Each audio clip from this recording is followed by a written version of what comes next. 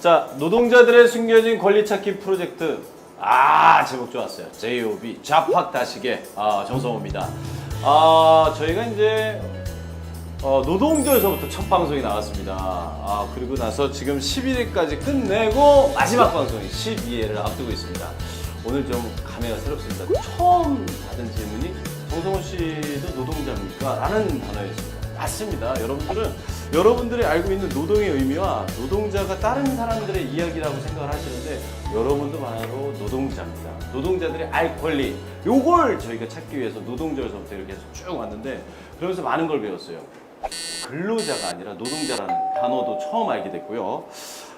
그러면서 이제 이분들의 도움을 굉장히 많이 받았던 것 같습니다. 민주노총 법률원 신인수 원장님 자리하셨습니다. 안녕하세요. 네, 안녕하세요. 민주노총 법률원 신인수 변호사입니다. 저하고 이제 방송 한 3번에서 4번 정도 같이 했죠. 그 정도 한 것 같습니다. 예. 그러면서 많은 사람들이 노동에 대해서 아무것도 알지를 못하고 있고. 어쨌든 최근에 네네. 어쨌든 많은 노동에 관련된 법들이 많이 통과된 것 같아요. 네네네. 그래서 최저임금법도 통과되었고 또 근로시간 단축에 관한 법률도 통과돼서 네네. 일반 서민이나 노동자들이 노동?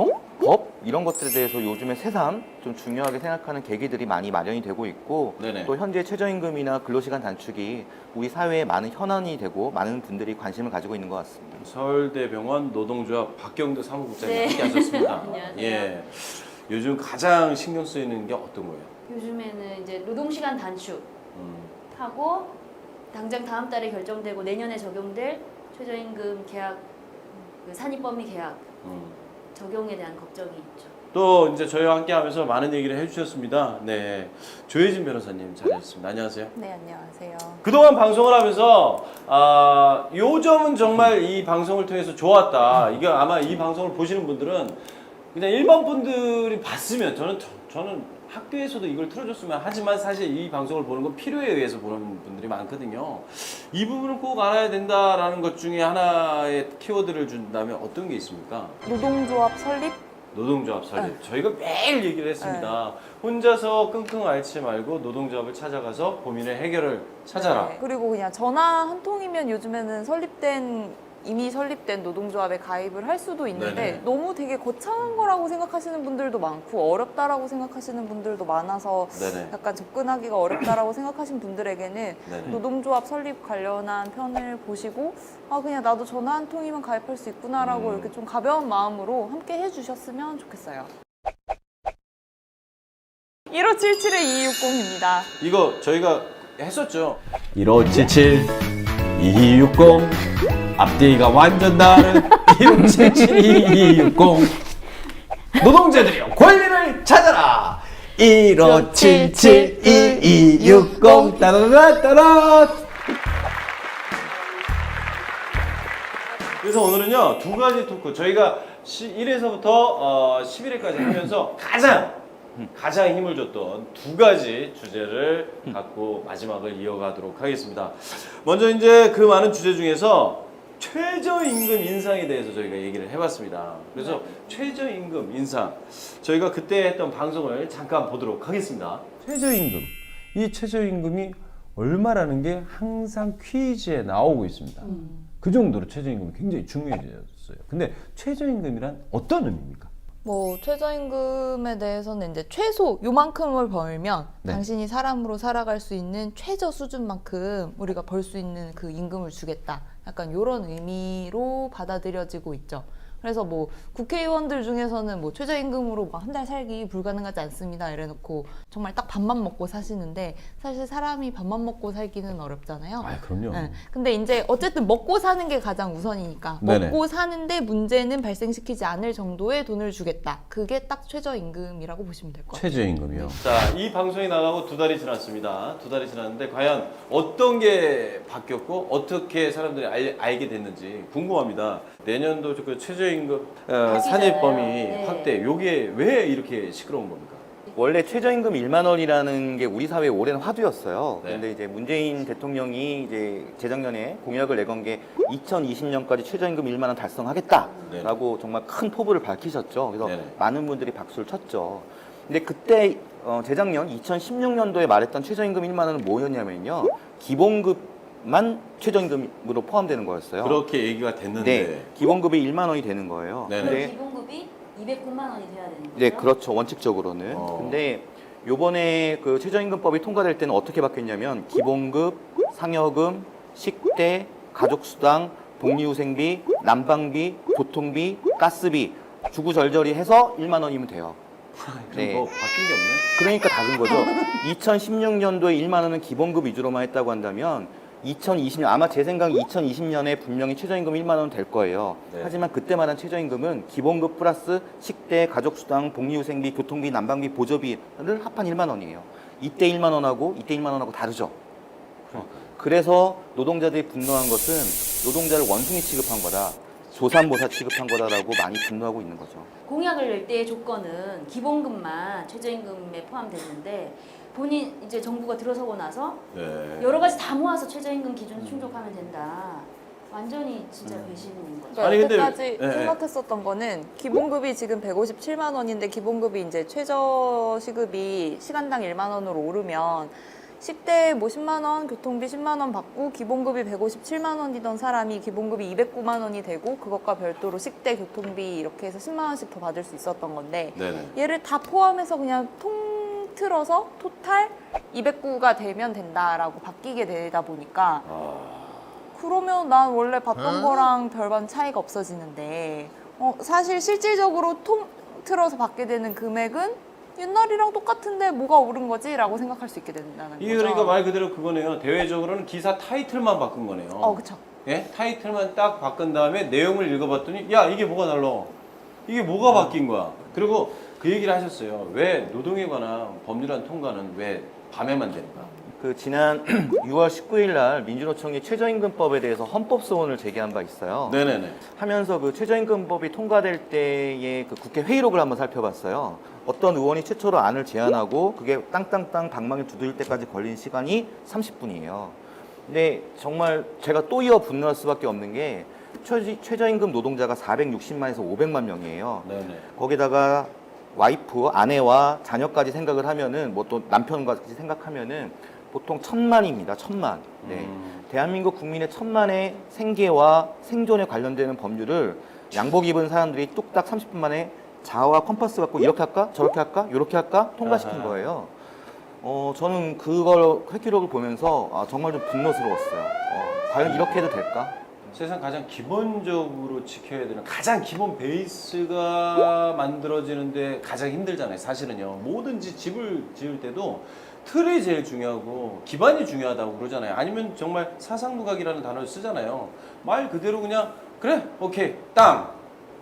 야 이렇게 쉬운 걸 뭘 이런 식이 돼버린 느낌이라서 정말 저도 얘기를 들으면서 야 이게 진짜 그들이 잘했다라고 생각을 할까?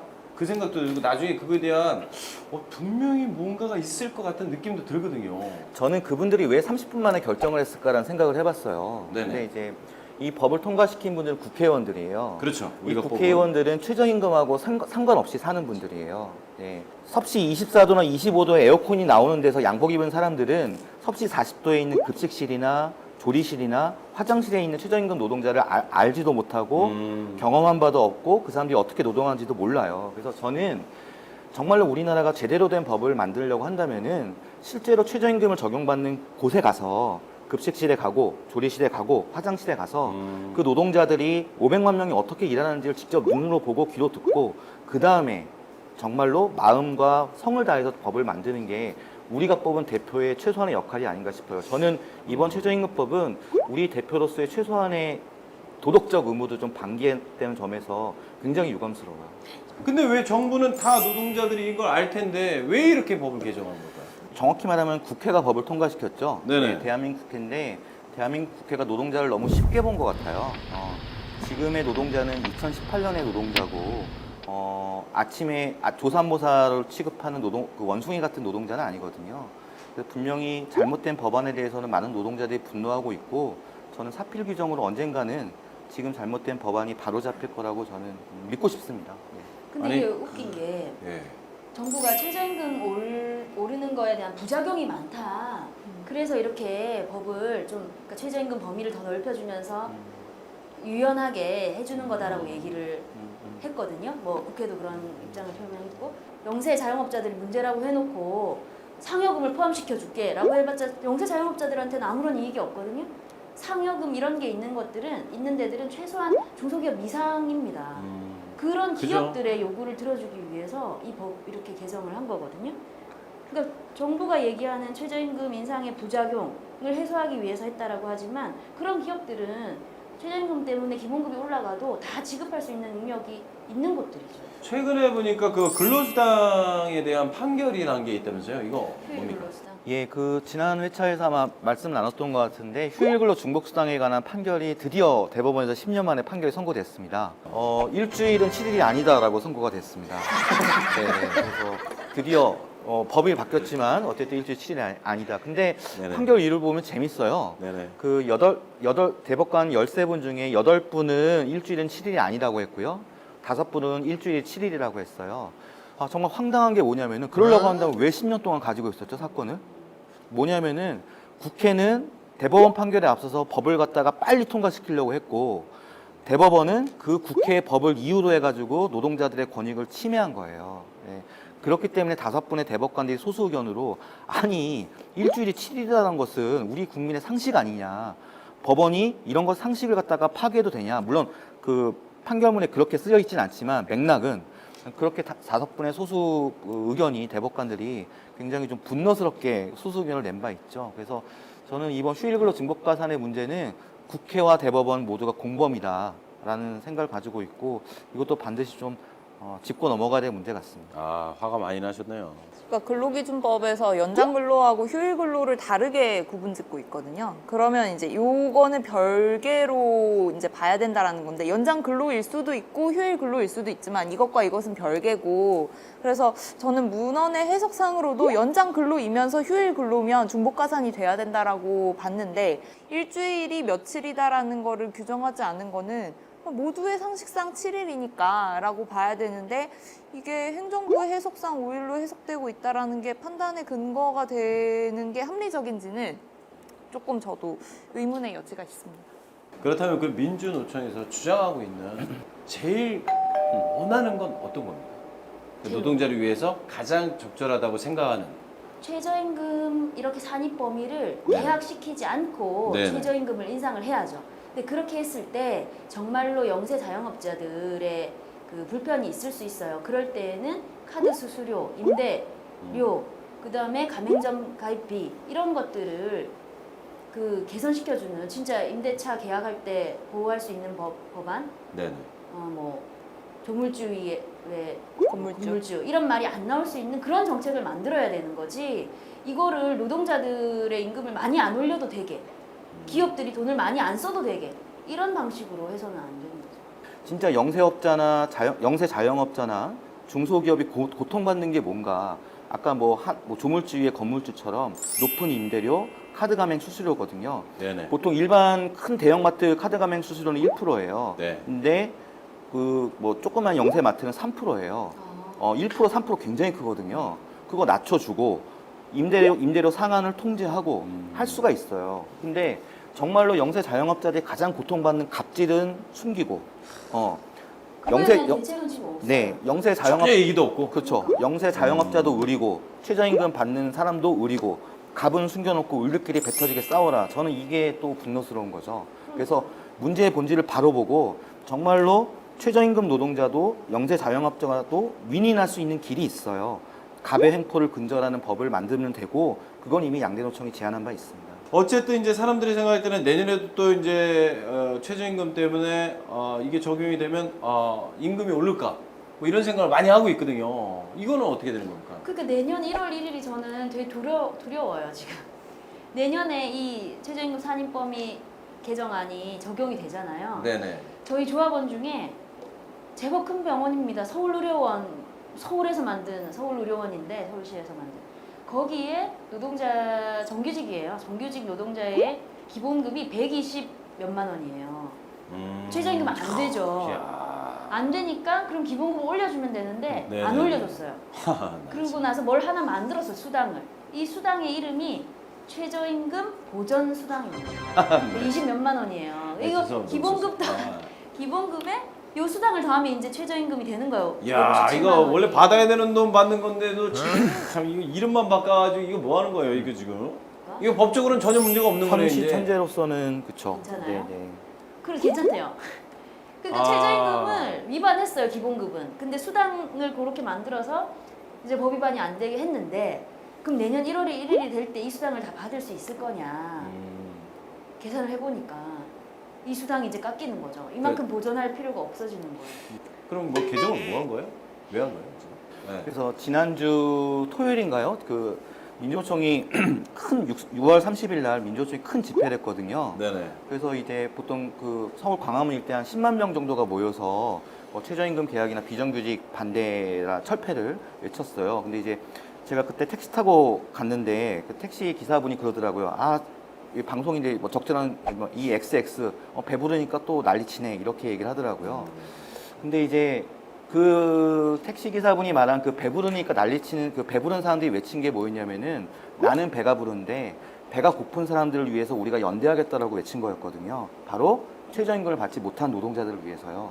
그래서 저는 이 부분은 민주노총을 비롯해서 노동계가 끊임없이 얘기를 해야 되고 이거를 원상으로 복구하는 게 필요하다라고 생각을 하고요. 또 이 방송을 보시거나 많은 분들이 이 최저임금법의 개정의 절차나 실체 그리고 내 돈을 빼앗아 간다라는 것들을 좀 분명히 아셨으면 좋을 것 같아요. 아니 그러니까 저는 그게 국회에서 정할 때 국회의원 중에서 한 명도 그거에 대해서 얘기를 안 했겠냐고요. 주장을 했을 거 아니에요. 그렇죠. 하기는 했죠. 하기는 했지만 그게 이제 얼마나 받아들여지냐의 문제인데 사실은 정의당의 이정미 의원 같은 경우에는 반대의 의견을 말씀을 하시기도 했고 네. 국회 본회의 소소하죠. 넘어갔을 때도 반대 의사를 표출하신 분이 많지만 대다수의 국회의원분들은 이거에 대해서 뭐 아시고 찬성을 하신 건지 모르고 찬성을 하신 건지 저는 잘 모르겠는데 어쨌든 찬성표가 다수였고 그렇기 때문에 이제 동의안이 넘어갔다라는 거죠. 가결이 됐고. 근데 이 내용을 사실은 정말 얼마나 많은 분들이 알고 있을까 저는 굉장히 의심스럽기도 하고요. 사실 알면은 동의하기 쉽지 않거든요. 모두가 사실은 적용받는 대상자인 경우가 많은데 이런 내용들을 그냥 눈 감고 있을 수만은 없다라는 게 민주노총의 입장이고 그래서 이거에 대해서 끊임없이 문제 제기를 해야 된다라는 것도 민주노총의 입장이고 당장에 대처할 수 있는 방법은 없지만 그래도 개선의 목소리를 내야 된다라는 것이 해야 할 일이 아닐까 싶습니다. 그러니까 최저임금의 목적을 분명해야 될 것 같아요. 최저임금은 경제 성장의 요소가 아니라요. 네네. 저임금 노동자의 생활 안정과 생존권을 보장하는 거예요. 이것을 경제 성장이나 기업이나 갑의 관점에서 바라볼 게 아니라 정말로 우리 서민, 우리 이웃, 우리 노동자의 생존권 문제에서 바라보고 그리고 노동자와 서민의 눈에서 최저임금법을 올바르게 개정하는 작업들이 필요하다. 그리고 지금 잘못된 최저임금법에 대해서는 국회 그리고 시민사회계와 충분한 협의와 합의를 통해서 반드시 잘못된 점이 원상회복되거나 개선되어야 된다는 것들이 제 생각이고 또 많은 노동계를 비롯한 많은 분들의 의견인 것 같습니다. 여러분들 아셔야 되는 게 참 있습니다. 상여금을 최저임금에 포함시켜가지고 노동자들이 받아야 되는 돈을 줄이고 있다는 거 요거가 제일 키포인트 아닙니까? 근데 저희는 그거를 알고 있으면서도 당할 수밖에 없는 상황이 내년에는 또 벌어지게 된다는 건데 그렇게 되면 그것만 꼼수가 있겠습니까? 또 그거에 대해서 저희가 불평불만하는 그 노동조합의 이야기를 들으면 또 분명히 타이틀만 바꿔서 기가 막히게 그렇겠죠. 여러분들 얘기하는 거 다 들어줬잖아요. 뭐가 잘못입니까? 이렇게 간다는 게 이 최저임금의 숨은 잔상이라는 겁니다. 자, 이번에는 두 번째 사연인데요. 여러분들 뉴스를 통해서 가장 많이 최근 들은 거예요. 근로시간 단축 유예. 예전에요. 2000 몇 년도에 제가 뉴스를 통해서 들은 것 중에 매월 6일 날은 노동을 안 하고 집에 일찍 가서 할 수 있는 패밀리 데이가 있었어요. 아무도 몰라요. 저도 몰랐어요. 이러면서 몰랐어요. 근데 기가 막힙니다. 이제 나라에서요. 근로시간 단축 유예를 딱 발표를 하자마자 뉴스의 타이틀이 뭐였는지 아십니까? 꼼수가 붙었어요. 꼼수가.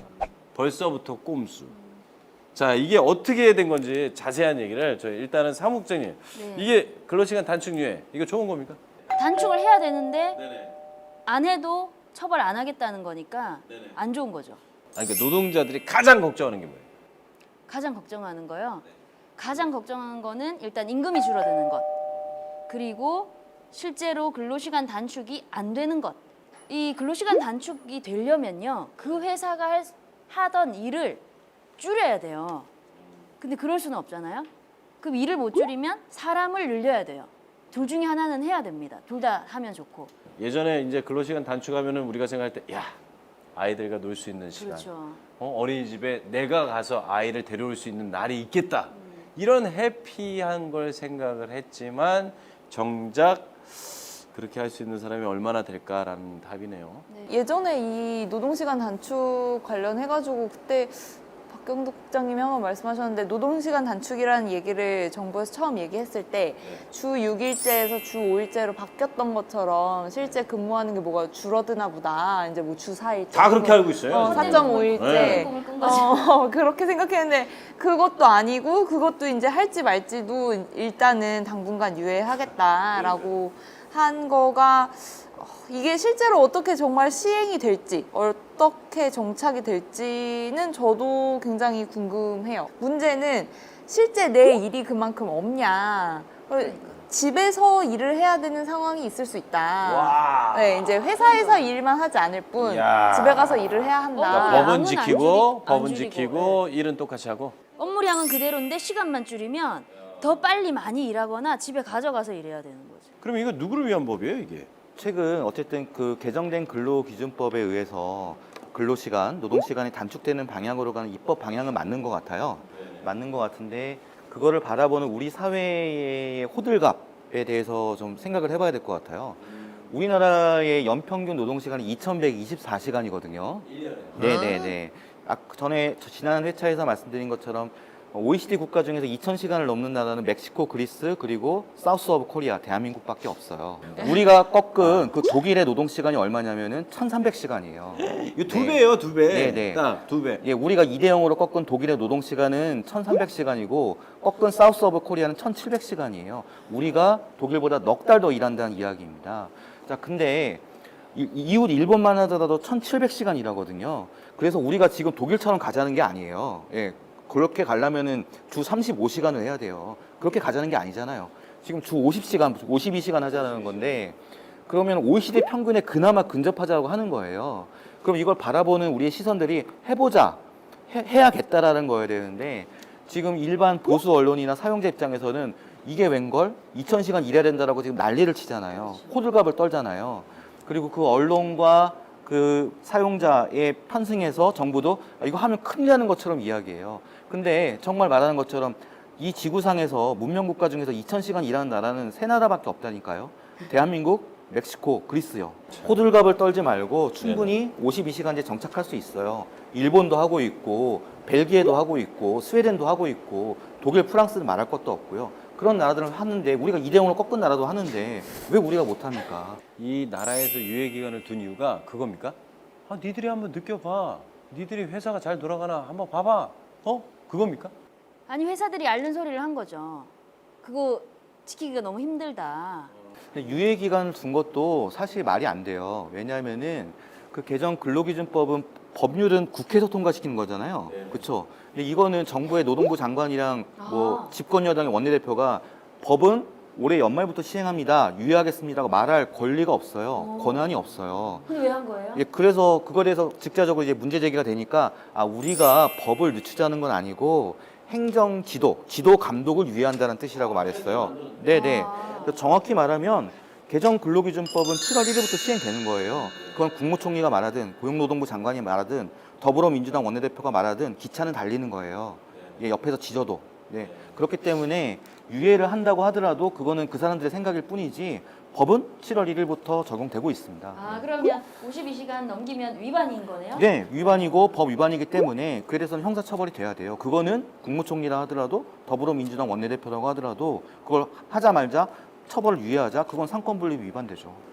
근데 이게 이 내용을 이렇게 바뀐다라는 걸 전혀 몰랐던 것도 아니고 개정 내용은 작년에 이미 논의가 돼서 시행이 언제부터 된다라는 것도 미리 알고 있었는데 그럼 알고 있었으면 그 시간이 뭐 일주일, 한 달 이렇게 짧게 주어졌던 것도 아니고 몇 달이나 이미 유예 기간이 주어진 것과 다를 바 없는데 갑자기 갑자기 시행돼가지고 우린 너무 당황스럽다라는 식으로 얘기를 하면서 시간이 없어서 우리는 인력 뽑을 여력도 없었고 시간도 없었고 뭐 그렇다라고 얘기를 하면 이 6개월이라는 시간을 준다고 해서 과연 이것이 해결될 문제인가라고 생각해봤을 때 저는 그렇게 해결될 수 없는 문제면 끝까지 해결될 수 없는 문제라고 생각하거든요. 만약에 6개월 후에 시행이 되면 노동자들의 삶이 나아질까 이게 가장 큰 이제 국민들의 관심이거든요. 그 6개월 동안 그냥 있으면 안 되고 네네. 사람을 뽑아야 돼요. 아니 4명이서 52시간 넘게 일을 하다가 갑자기 다 냈다 52시간 이하로 해야 된다라고 하면 5명, 6명이 안 되면 불가능한 거잖아요. 그렇죠. 근데 4명으로 그냥 계속 있었어요. 7월 1일 어쨌든 됐어. 그러니까. 지금 그런 상황이에요. 그럼 6개월 뒤에는 저절로 되는 게 아니라 사람을 5명, 6명으로 만들어야 되는 거죠. 요즘에 많이 그렇게 하죠. 왜? 네. 아, 너희가 일하는 시간 줄였으면은 임금도 좀 줄여야 되는 거 아니야? 이렇게 하는 게 지금. 네가 일 안 하고 돈 받아가려고? 네네. 옛날에 너가 60시간 일했으니 것보다는 50시간 일하면 10시간만큼 임금 줄여야 되는 거 아니야? 이렇게 이제 많은 공격들이 들어오고 또 이게 또 일견 또 솔깃해요. 근데 ILO가 말한 원칙은 그러면 안 된다라는 거예요. 60시간을 50시간으로 줄이면은 임금의 손실이 없어야 된다라는 거예요. 왜냐? 근로시간 단축이 그래야지만 노동자의 생존이나 워라밸, 우리가 말하는 여가를 갖다 증진시킬 수 있고 패러다임을 바꿀 수 있다는 거예요. 우리 사회가 노동자 생존뿐만 아니라 우리 사회가 지탱하려면, 발전하려면, 그래서 기업이 잘 돼야 노동자가 잘 된다라는 거는 과거 고루한 이미 국제사회에서 폐기된 원칙이고요. 지금 ILO나 또 OECD 경제사회개발위원회가 제시한 원칙은 노동자가 잘 살아야지만 기업이 버틸 수 있고 사회가 안정적으로 굴러갈 수 있다. 따라서 근로시간은 임금의 손실 없이 임금의 감소 없이 근로시간을 단축해야 된다는 게 우리 사회에서 말한 도덕론 신보가 국제사회, 프랑스, 독일, 스웨덴에서 실시한 근로시간 단축의 원칙이에요. 이 지금 얘기로 다 들어보면 저는 그 생각을 했어요. 기계가 일하지 않는 한 이게 방법이 없겠다. 그러려면 말 그대로 사람을 더 뽑아야 되는데 사람이 더 뽑지 않고 그대로 유지하려면 이런 방법밖에 없다. 회사에서는 점심시간 줄여. 그렇죠. 야, 밥 먹지 마. 야, 그 시간도 야 노동시간이잖아. 야, 이래. 야, 이 시간을 줄여놨으니까 그 시간은 내가 마음대로 쓸 수 있을 거 아니야. 야, 너 지금 어디 가? 야, 나가지 마. 야, 야, 피지 마. 야, 이래. 52시간밖에 너네들 일 못하는데 빨리 일해. 이거밖에 안 되는 거네요. 기업들만 좋아지는 거죠. 일은 다 하는데 연장 근로 시간만 줄어드니까 얼마나 좋습니까? 수당 안 줘도 되고. 아, 이게 참 이게 누구를 위한 거예요. 나는 그리고 아까 얘기를 듣다 그 생각을 했거든요. 유예기간을 뒀다라는 걸 들으면서 우리나라가 참 되게 특이한 나라구나. 우리나라는 어떤 나라냐면 면허증을 땄어요. 받으러 갔어요. 저희 죄송한데 6개월 동안 면허를 드릴 수가 없습니다. 왜요? 운전에 대해서 기본 상식을 더 많이 배우시고요. 안전 차원에서 6개월 후에 운전을 하세요. 이 얘기랑 다를 게 없네요. 지금 그래서 우리가 청년 고용이 지금 좀 되게 심각한 상황이잖아요. 지금 최악이래, 최악. 네, 6월, 최악. 7월 최악이에요. 그 최악을 타개할 수 있는 묘책이 있어요. 근로시간이 단축된 만큼 신규로 채용하면 돼요, 노동자를. 그러니까. 예, 그리고 정부가 뭐 채용하는 기업에 대해서는 장려하고 지원하고 그리고 법을 위반한 사업장에 대해서는 근로를 감독하고 그렇게 한다고 한다면 일석이조로 기존 노동자는 근로시간이 단축되면서 여가를 활용할 수 있고 그 새로운 노동자, 청년 노동자에게는 일자리가 늘어나고 서로 윈윈할 수 있는 길이 있어요. 근데 그 윈윈할 수 있는 길은 다 하나도 안 보이게 하고 근로시간 단축되니까 우리 기업들은 죽겠네라고 얘기하면 정말 이건 본말을 그런 거에 전도한 대한 거죠. 변화가 보이는 기업은 없나요? 있긴 있겠죠. 우리가 모르는 거 보니까 없네요. 지금 뭐 아무도 얘기 못 했잖아요. 그러면은 6개월 후에 가장 노동자들이 삶이 변화가 되려면 요거는 변해야 된다라는 거 한 가지씩만 좀 얘기를 해주시기 바랍니다. 임금 인상이 같이 돼야 될 것 같아요. 제가 보기에는. 저는 신규 채용을 통해서 일자리를 늘려야 된다. 2000시간을 일한 대한민국이 1300시간을 일한 독일을 축구에서는 이겼습니다. 자, 이제는 좀 사회 안정이나 일하는 측면에서도 이기진 못하더라도 최소한 비길 수 있도록 좀 우리 사회가 좀 나아가야 될 것 같습니다. 지금 시대가 바뀌었습니다. 저는 그렇게 생각을 해요. 시대에 맞게 사는 게 옳은 거고요. 그들이 성공을 했다면 성공한 이유가 있습니다. 그거 따라가야 된다는 게 제가 그 노동자가 아닌데도 이 정도는 알겠는데요. 자, 얘기를 하다 보니까 끝까지 정말 그냥 마음이 울컥울컥합니다. 끝으로 이제 이걸 보는 분들을 위해서 요 얘기는 꼭 하고 싶다. 전체적인 노동자들을 위해서. 노동자들께도 물론 드릴 말씀이지만 사용자, 정부 다 포함해서 기업주들도 마찬가지고요. 오늘 두 가지 최저임금과 노동시간에 대해서 얘기를 했는데 우리가 정말 세계 1, 2위를 다툴 정도로 길게 일하는데 그거 몇 시간 줄인다고 했더니 대한민국 망한다고 난리예요. 그리고 최저임금도 정말 낮아서 그거 얼마 올린다고 했더니 또 대한민국 망한다고 난리예요. 그럼 우리나라는 대한민국이란 나라는 저임금 노동자들을 착취해서 그리고 장시간 노동을 시켜서 이 정도를 유지하고 있는 그런 국가냐는 거죠. 이제 우리 그렇게 살지 말자고 거리에 나가서 촛불도 들고 정부도 바꾸고 했지 않습니까? 우리가 이렇게 바꾸자고 했던 게 결국 한 명 한 명 서민들의 삶을 바꾸자고 했던 거기 때문에 정말 그렇게 할 수 있는 힘을 끝까지 더 모아야 될 것 같습니다. 자, 지금 이제 사용자로도 활동하시고 있고요.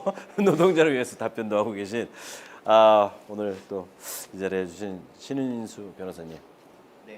매년 민주노총은 11월 달에 큰 노동자 대회를 엽니다. 그게 왜 11월 달에 여냐면 1970년대 산하한 전태일 열사의 기일에 맞추어서 매년 전국 노동자 대회를 개최합니다. 1970년에 전태일 열사가 산하하면서 외친 단어는 근로기준법을 준수하라였거든요. 2018년에도 역시 민주노총 조합원과 노동자들은 좋은 근로기준법을 만들어달라고 외치고 있습니다. 하지만 1970년대와 2018년도에 분명히 달라진 게 있어요. 1970년대에는 전태일 열사 혼자 산하하셨지만 지금은 80만 명이 전태일이 있고 전태일의 동지가 있고 연대한 사람들이 있습니다.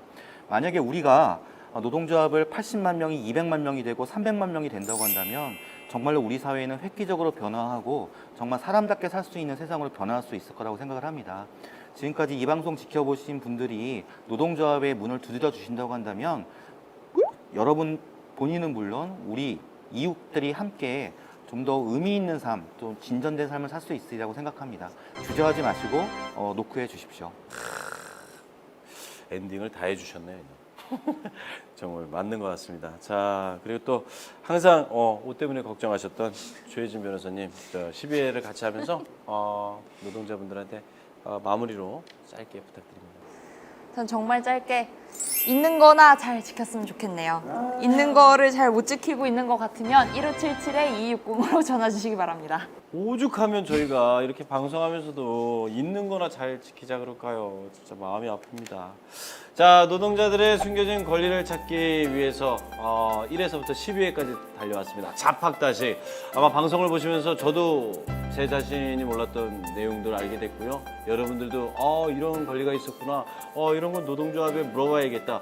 내가 그걸 놓쳤네. 3년 안에 된다니까 이 권리를 다시 찾자. 이런 분들도 계셨을 거라고 생각을 합니다. 그동안 그 12회 동안에 자팍다식을 봐주신 모든 노동자 여러분들에게 감사의 말씀을 드리고요. 저는 끝으로 이 얘기를 하고 끝냈으면 좋겠어요. 저도 이제 이 나라에서 저의 능력과 모든 걸 일을 통해서 얻고 가족을 꾸미고 있는 한 가정인데요. 예전에 그 생각을 했어요. 우리나라 정말 산업 발달 굉장히 빨리 되고 전세가 코리안 드림 뭐 이런 거 가질 정도로 우리나라가 성장을 했구나. 하지만 요거 얘기하고 싶어요. 우리나라가 이렇게 된 건 기업이 이룬 게 아니라 노동자가 이룬 거예요. 이런 노동자를 버리시면 기업은 망하게 돼 있습니다. 자, 12회까지 이렇게 진행을 해봤습니다. 자팍다시 돌려보기 괜찮고요. 많은 분들이 본인이 아니라 아이들한테 꼭 이 방송을 보여주시면 좋겠습니다. 그동안 자팍다식을 사랑해주신 모든 노동자 여러분들께 감사의 말씀드리고 마치도록 하겠습니다. 감사합니다. 수고하셨습니다. 네.